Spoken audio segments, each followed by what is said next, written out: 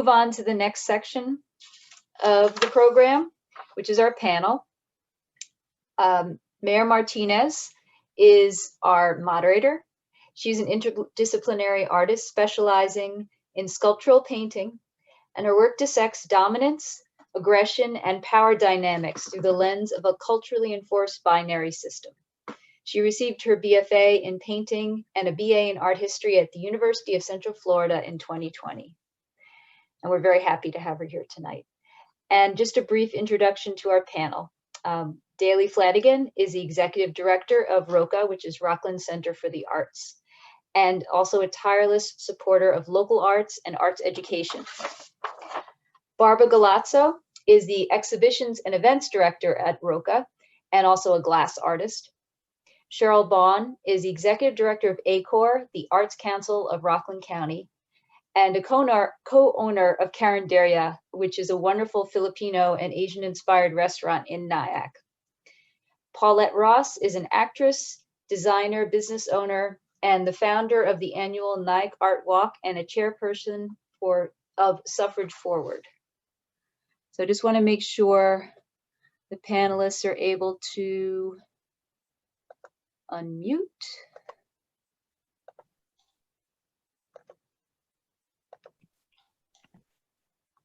I believe they can, and they have their cameras. Great. All right. Hey, everyone. First of all, thank you, Gary, for sharing that video. And in honor of Dorothy's memory, we're going to be talking about women in the arts.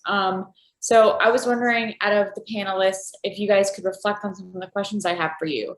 So my first question is, why do you think that women are still underrepresented in museums today? It's like a pretty common fact that typically women make up only 20% of museums' collections, and with an even smaller percentage being actually out on display. So, and how do you think we can address these inequalities that are reflected in the art world?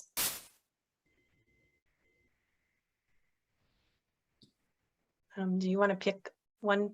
Do you want any particular person to start? You can chime in as you feel fit. I know that we've got a range of expertise here. Well, I think part of it has to do with the fact that it wasn't until really the 60s or 70s that women actually started coming out into the art world, so to speak. But there's majority of it is really because I think the big ticket holders are mostly men, people who buy, and the people who, the majority of museum owners, gallery owners are also men. And I don't find that a lot of the women assert themselves enough as curators. Do you think that there's a way that we can address this and shift this? Because as we're talking, the majority of these panelists are women who I know are active in the arts. So it's not for lack of trying. Like, women are present in the art world, but how do we shift the power dynamic? Well, I think that's going to be, that's a good question. That's going to have to come from women themselves. They're going to have to be more assertive, I think. But it is changing a little bit because in China, recently, in the last couple of years, there are quite a few women entrepreneurs in China. And so at the art fairs, they are now going in and collecting women's art as opposed to men's art. So that is a step that's going to make things change, I think. Yeah, I know that there's been a push to collect more women's art and people that have been underrepresented. I'm just curious if there's anything happening in Rockland. I think Rockland's always been good about promoting women artists. And I think programs like what we've done tonight go a long way towards promoting artists, as far as just getting artists on the radar in the news, online. I mean, just kind of revisiting the important women artists through programs like this, introducing women artists to new audiences, refreshing people's memories. Maybe they connected or loved her a long time ago, and then they can reconnect. So just ways of keeping women artists in the collective consciousness. And I think programs like this go a long way towards that. It may not be, by acquiring works of art or, but it's something. I also think that we have to be mentors. I mean, women have to mentor women because we still do live in a patriarch society. And until we even that playing field, we have to do whatever we can to help other women rise up and just, again, mentor them. I mean, we need more Dorothy Gillespies in the world because she helped to pave the way. And we've had many artists that have done it, but not enough. I see a difference in the film industry. The Me Too movement has helped the film industry to really, focus on it. But that's just one industry. But it's pervasive throughout our whole society.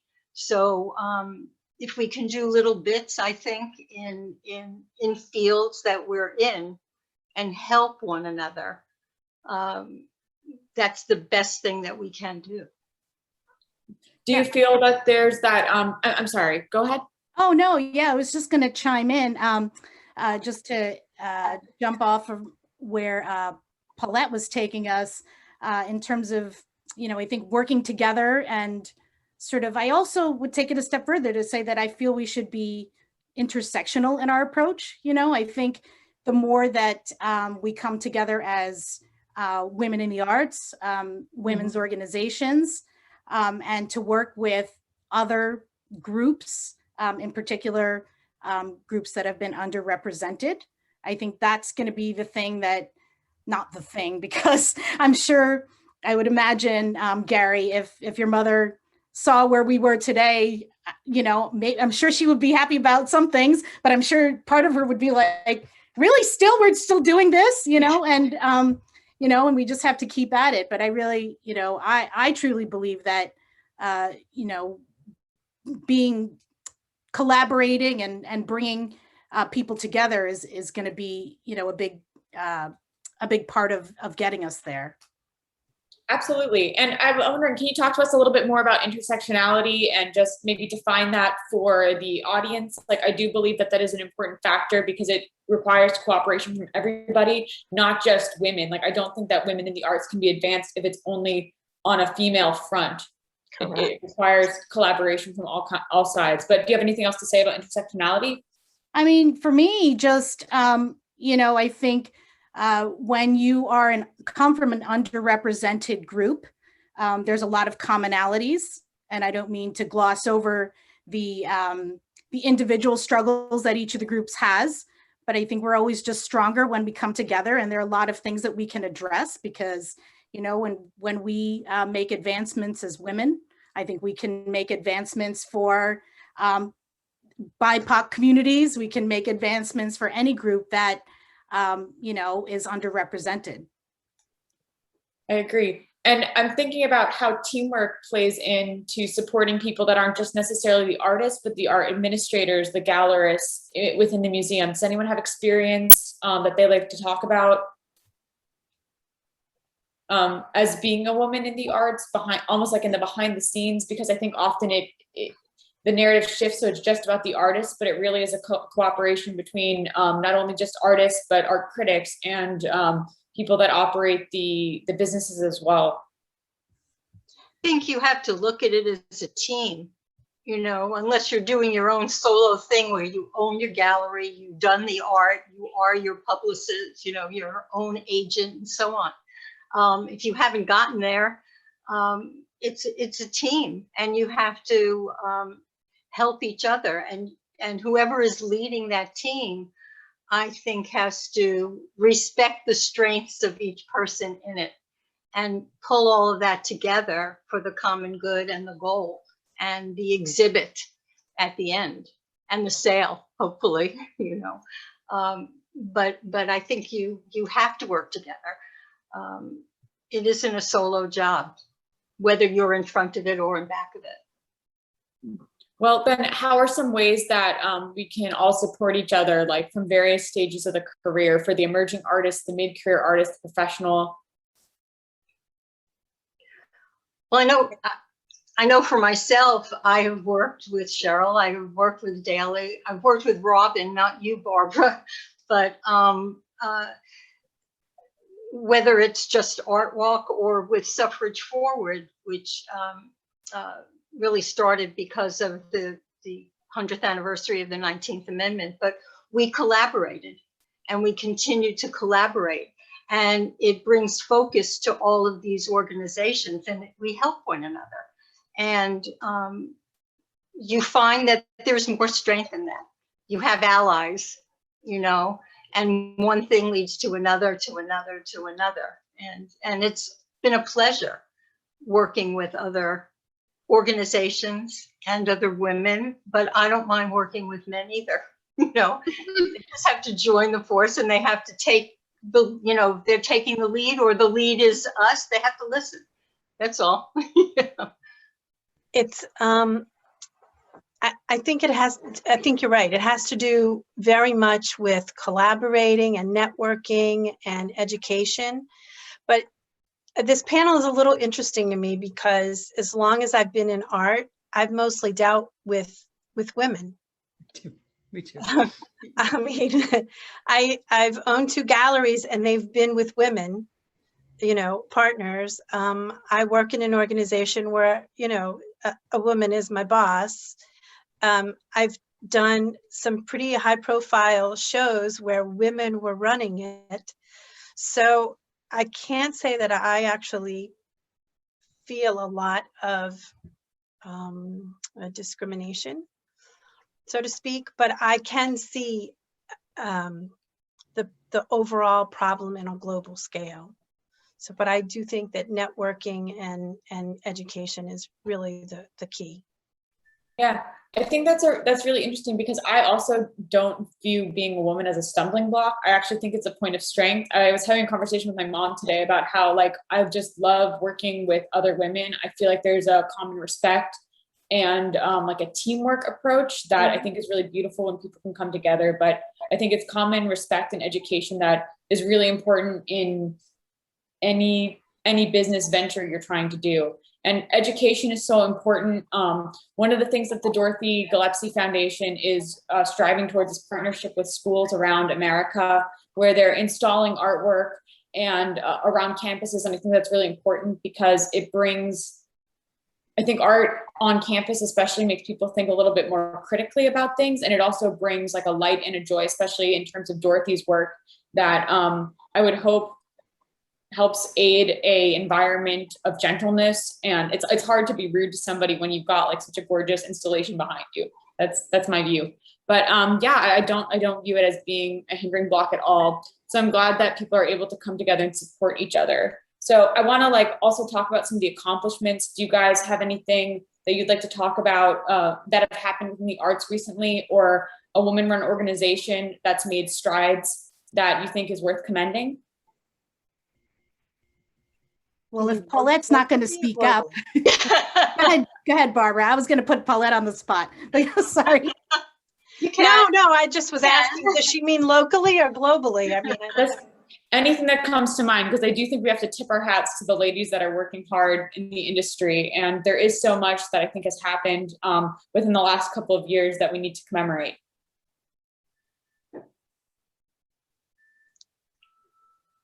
I'll let Paulette talk.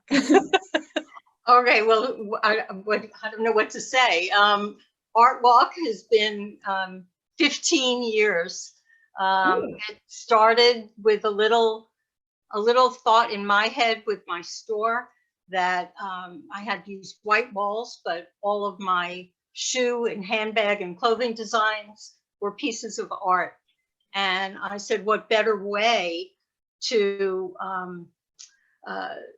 grow this and make it really worth what the store is all about is to have art in it. So it actually is a juried event. that happens every June, Father's Day weekend. Of course, this past year, the 15th anniversary, we had to pivot because we couldn't do it. I'm not sure whether I can do it again, but you think outside the box, you know, and you make something work just so that it doesn't die. But it has been a success. I'm pleased, so thank you, me. And I always try to get something new in there. But there has been a very big accomplishment of a group of women, monumental women. And I just want to tell that story because I remember Dorothy's exhibit in Central Park. I walked through one of those triangles in the 70s, right? It was the 70s, Gary. So, and I thought this was so cool to be in New York City, you know, to have something like this and so unusual.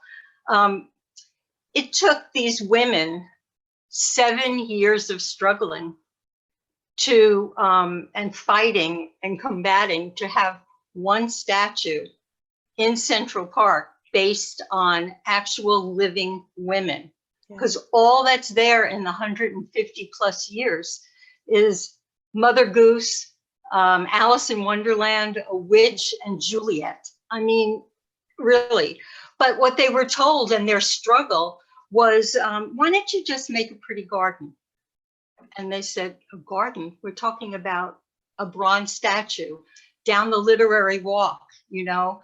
And 7 years of just persistence, resiliency, and the courage of their convictions. There is this amazing monument in the middle of Central Park. So it's accomplishments like that. And I think, you know, men are very strong, and it's a different kind of strength. But I think we have learned, because it's more in the forefront of our foremothers, and their persistence and strength and resiliency, to just have their voices heard and seen. And that was a huge accomplishment, which we had the pleasure of. Daly, you were in on this one, you know, to bring this to the forefront and do a panel discussion with these 3 women that made this happen. So if you haven't seen it, it's outdoors, so don't be afraid. Go and see this bronze statue. The Pioneers Monuments, Women's Monument, something like that. The Women's Pioneers Monument. I don't know, it's a lot of S's, but it's beautiful. It is awesome. It's huge. But it's things like that that we need to bring to the forefront. You know, the Guerrilla Girls back in the day, they did a lot, you know. They were the rebels, basically, you know, that put it out there. You know, it's movements like that. It's what we're doing, you know, that really helps. And it's people like you, Gary, that help us to do it.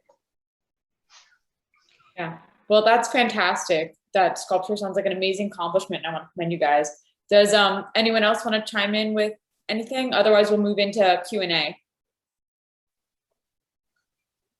I could just wanted to make one comment in terms of, you know, earlier we were saying how we're kind of fortunate here in Rockland with all these women, amazing women, and we all work together, and it's wonderful. And I think we're fortunate, you know, certainly not to say that, you know, I wonder if that, well, I know it changes as you go to a larger institution, as you look at it on a more global scale.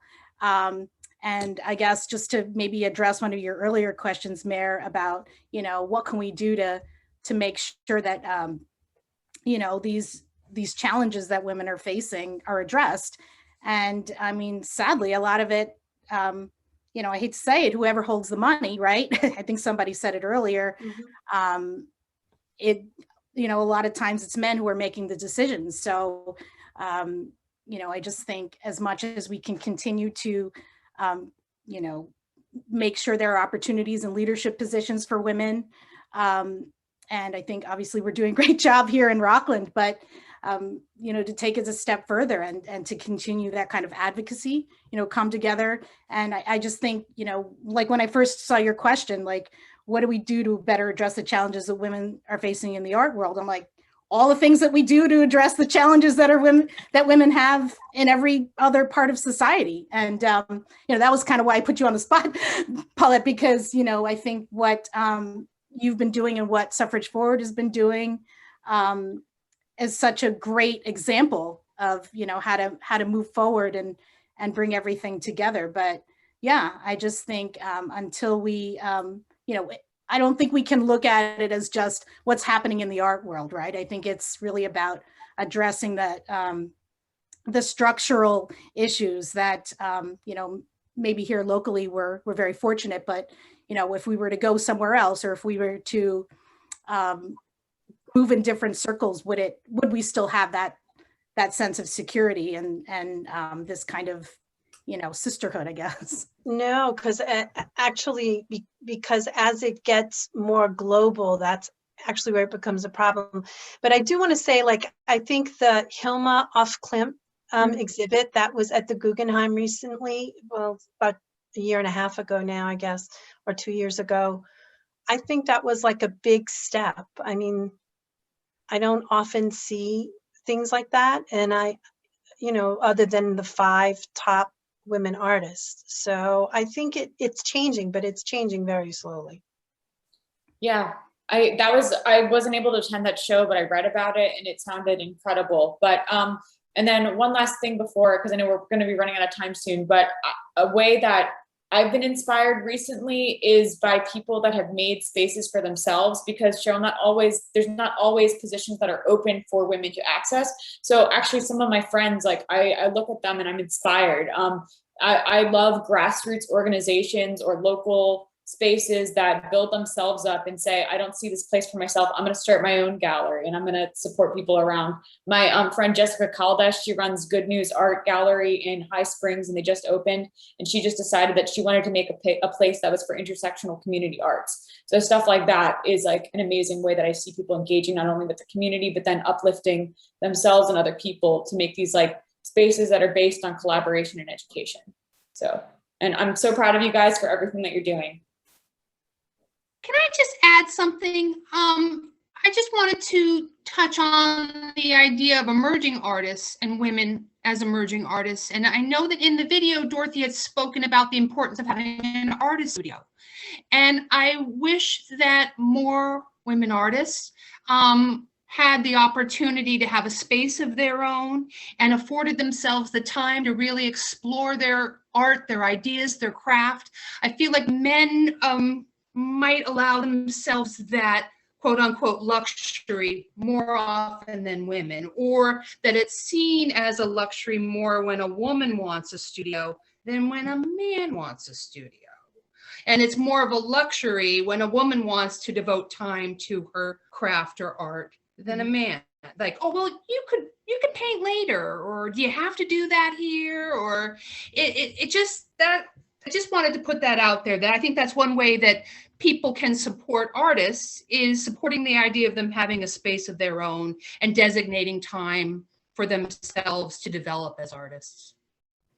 Yeah, an important word that you used right there was craft. I think that's what happens. People minimize, like language is so powerful, and they minimize what people's projects are, and they're not perceived by like words like craft. And it's like, if someone is doing craft, so what? Craft can be art, but yeah. And also not 75 cents on the dollar. It should be equal. Mm-hmm. Equal pay. Louder for the people in the back, please. All right, guys, I think we're going to hand it over for question and answer. Rosemary, do you want to take over, or? Hey, everybody. Let's see if there's questions. Oh, Joseph Purcell was asking, who is the female sculptor in Central Park, the Women's Pioneer Monument? It's Meredith Bergman. Yeah. And that's the artist's name? That's the artist's name. Okay. Yes. She lives in Connecticut. She's a sweetheart. She's a little bit of a thing, but she's so talented. Mm-hmm. One thing that I was thinking of myself related to, structural issues, just living in a patriarchal capitalist system the way we do, is when women choose or end up having children, it's very often, in general, it's hard enough to make any sort of art without children as a woman to carve out the space. But then if you become a mother, unless you have a very evolved and understanding partner or money, or support system of some kind, it becomes even more difficult to devote any sort of time to doing anything for yourself. And I think that's obviously a problem in our society, because we talk a lot about sort of this reverent notion of the family and parenthood and motherhood, but then the powers that be don't back it up with any sort of support. You're sort of left on your own. So one thing that I was thinking, like, if you could pull it off, is if you don't have the money to pay someone to watch your child, collective sort of caregiving might be an answer. But it's all related to finding your own space and time to make your art. Rosemary, can I pump in? I wasn't Sure. going to speak. I wasn't going to speak, but when I asked my mother if she ever regretted marrying a non-artist, because in the 40s, all her friends, Lee Krasner, they were marrying male artists because it would help their career get into studio galleries.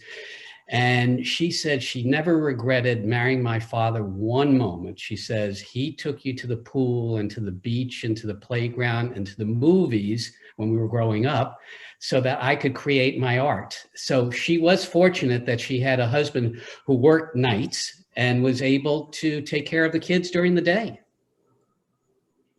Yeah, that sounds pretty ideal.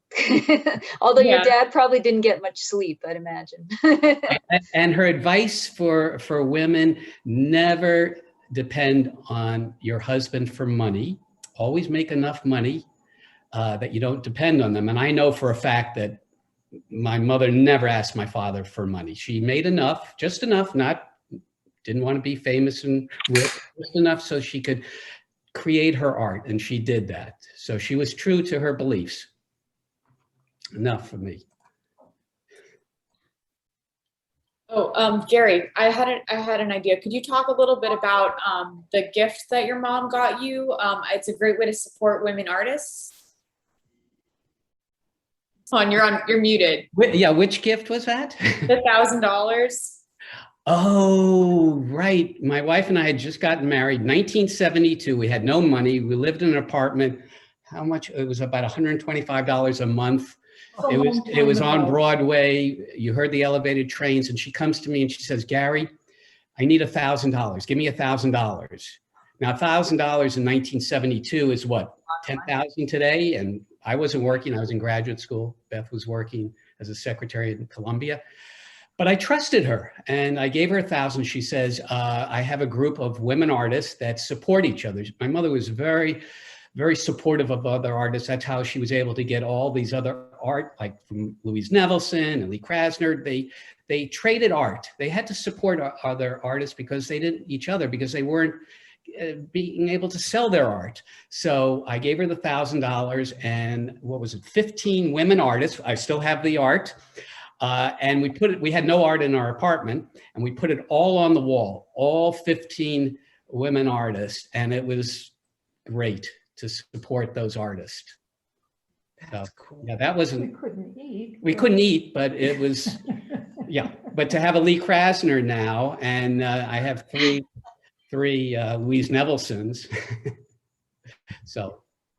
These three women, I don't know how we are in the Hollywood squares, but Daly and Barbara and Cheryl, they do give back. I mean, Cheryl's got this great grant program that she does. And why don't you talk about that, Cheryl? Because that's really helping the artists. And, Daly, you open up Roca, and Garner has, these studios for the artists and so on, and mentors. So, you ladies do it.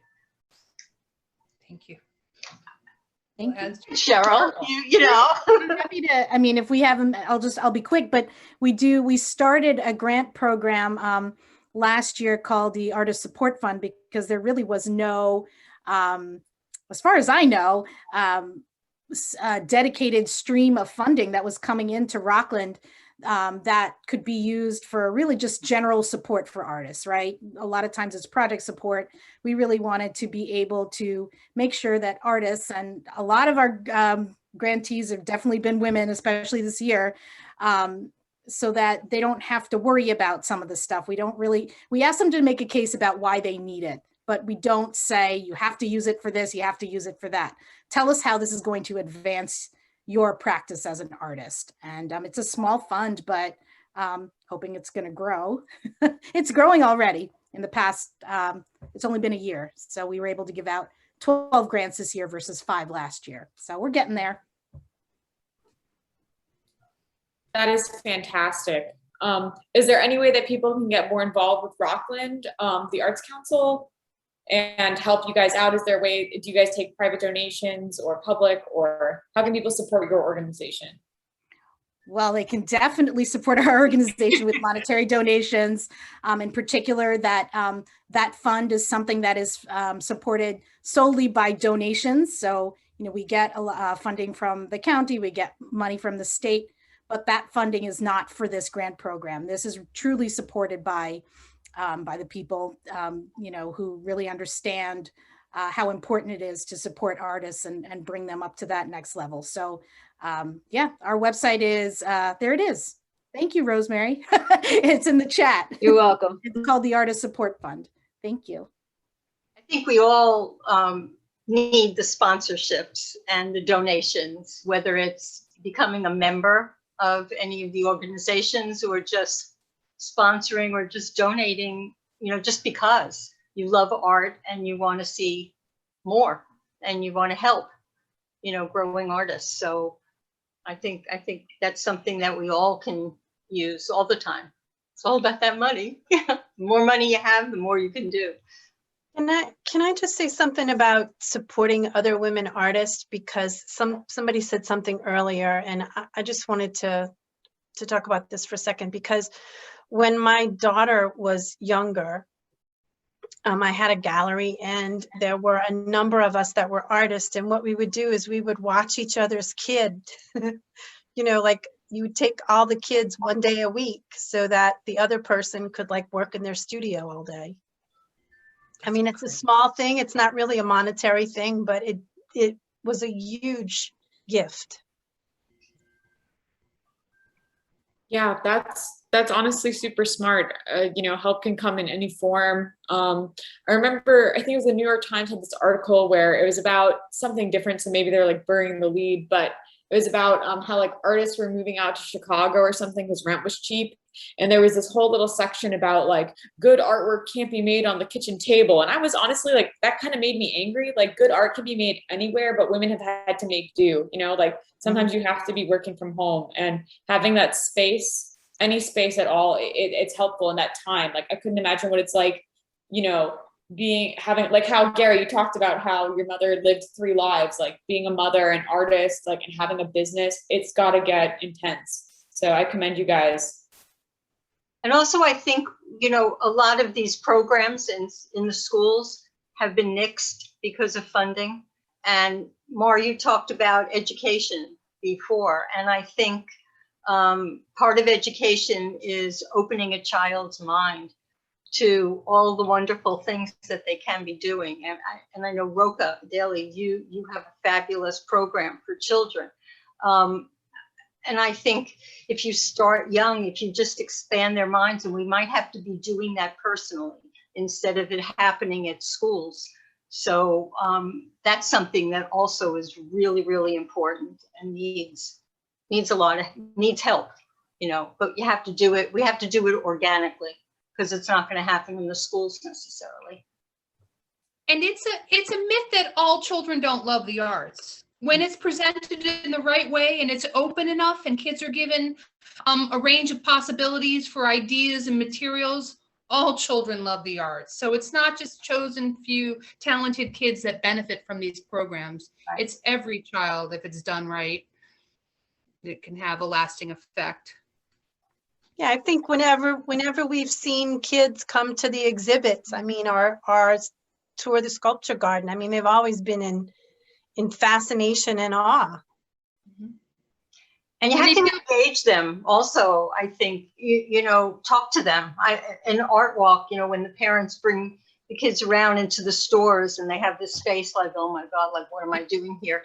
If you go and you talk, you ask them, what's your favorite piece here and why? And if the parent answers, which usually happens, I have no shame. So I would just say, I wasn't talking to you. And I would go back to the child. And sometimes you have to push.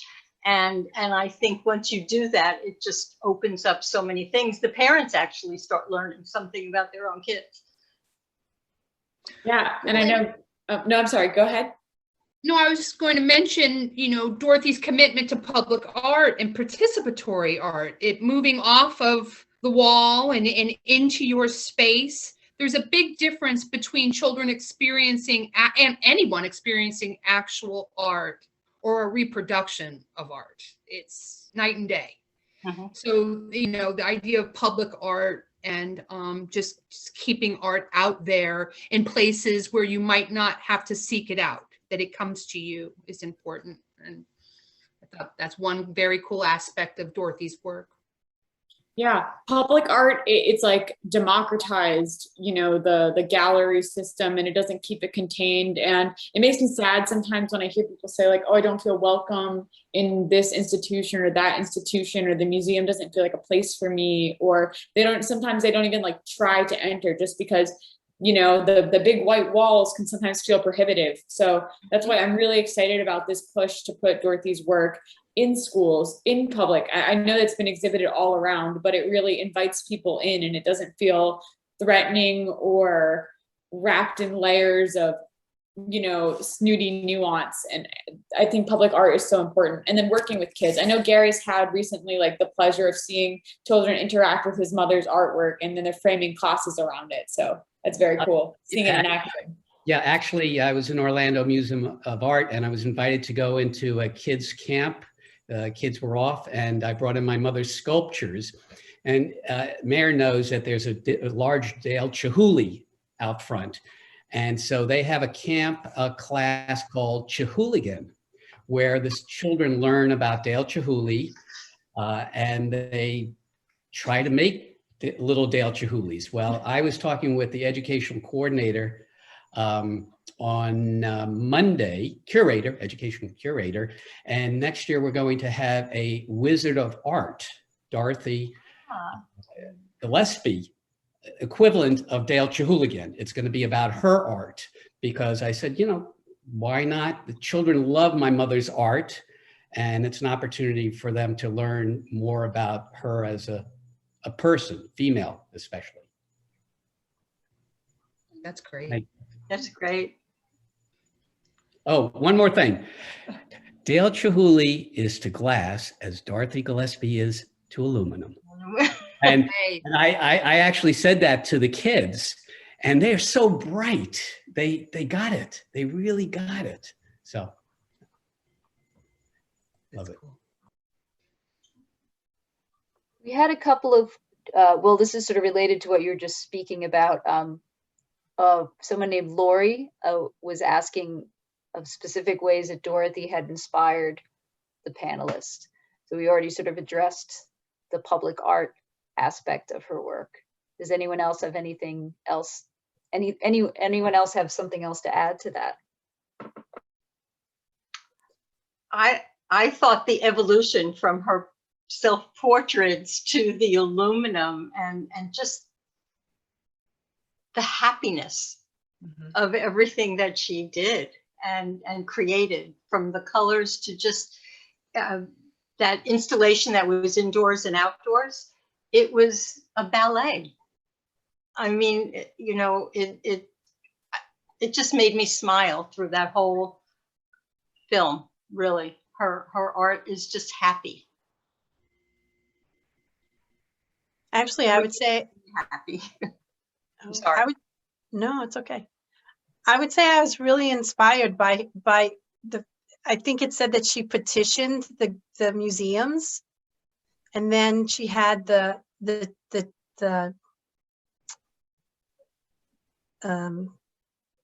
triangles that people walked through afterwards.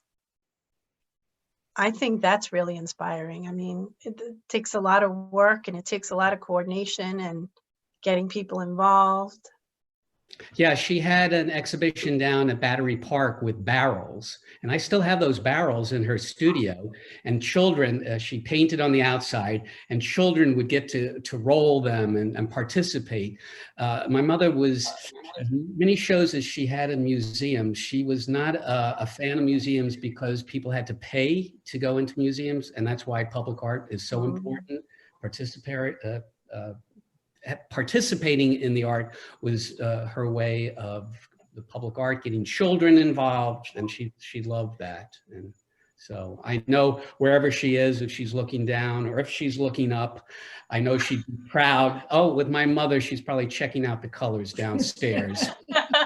She would be so proud of the panelists. And Mayor, I met her in October, and the first thing I had to do, I usually don't ask age of women, but a young woman you can ask. And she said 23. And I said, Mayor, do you realize you are the age my mother went to New York City at 23? And it just, I could picture my mother in New York City, Greenwich Village at the age of 23. And what Mayor has accomplished is so much more than my mother has. And I admire her. I knew it when I first met her. Tonight, she did an excellent job. And I thank her for wanting to help with the foundation. She's giving me that educational advice on how the foundation can help students around the country at universities. So Mayor, thank you. Thank you, Gary. You know what? Dorothy had chutzpah, so I'm inspired.